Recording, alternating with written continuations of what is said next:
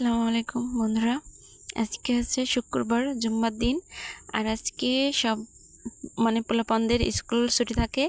এই জন্য আজকে ভাবলাম যে সবাই মিলে একটা পিকনিকের অনুষ্ঠান করা হোক।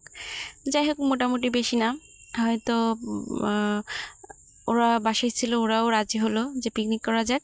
তা শুধু ভাত আর গোশ, তাই সবার নিয়ে বসায় অনুষ্ঠান শুরু করলাম, যে সবার ভাত আর গোশ দেওয়া হলো, সবাই খাচ্ছে কত মজা করে।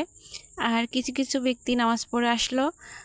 ছোট ছোট যারা পোলাপান আছে তারা তো নামাজ পড়েনি, আজকে যায়নি মসজিদে। আর যারা গেছে তারা হচ্ছে পাঞ্জাবি আর টুপি ছিল। দেখ কি সুন্দর করে দেখেন, ছোট ছোট ছেলেমেয়েরা খাচ্ছে।